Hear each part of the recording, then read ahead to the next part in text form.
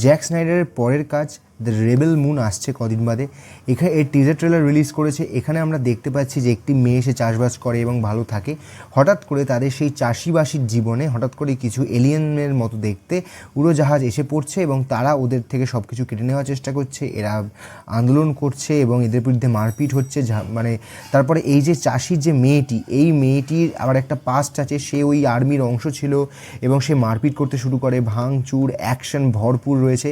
এবং আমার এই সিনেমাটা দেখে যেটা মনে হলো যে জাস্টিস লিগ অথবা ডিসি প্রচণ্ড জীবনে ভুল করেছে।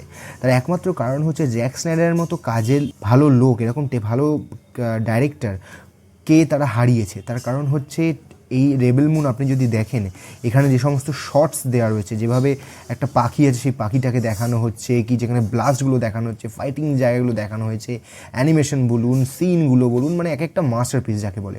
এবার ডিসি কী করলো, এই জাস্টিস লিগের জ্যাক স্নাইডারের মতো এত ভালো একজন ডাইরেক্টরকে তারা হারালো এবং তারা জেমস গানকে দিয়ে শুরু করছে। কী করবে আমি জানি না, তবে এই ডাইরেক্টরের ভিউইং আলাদা, এর জ্যাক স্নাইডারের মানে ভাবনা চিন্তাই পুরো আলাদা। ওনার জাস্টিস লিগ যেটা জ্যাক স্নাইডার কাট দেখে আমি ওনার ফ্যান হয়ে গেছি এবং এখনও আশা করছি এটা ভালো হবে। তার কারণ এর ভিজুয়ালস যা সুন্দর আছে, এ কিছু দেখাক না দেখাক, অভিনয় দেখুক না দেখুক লোকে, এর ভিজুয়ালস দেখে লোকজন পাগল হয়ে যাবে। কীভাবে আপনার সোলার সিস্টেমটাকে দেখিয়েছে, সেখানে অন্য অন্য গ্রহ থেকে গ্রহের মধ্যে যাতায়াত হচ্ছে, সেখানে একটা রাজার মতো কোনো একটা আর্মি রয়েছে, সেই আর্মির অংশই মেয়েটা।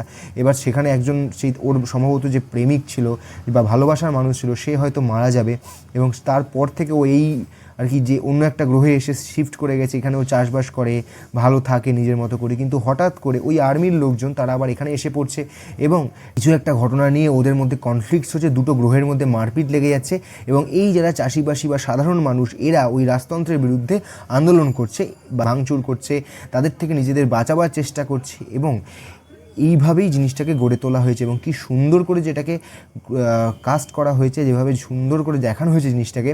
এখানে কাস্ট আমি নাম বলতে পারবো না, কারণ অর্ধেক লোককে আমি চিনি না, আর প্রথম কথা এদের নামগুলো বড্ড শক্ত হয়, ওই জন্য আমি এদের নামও বলছি না।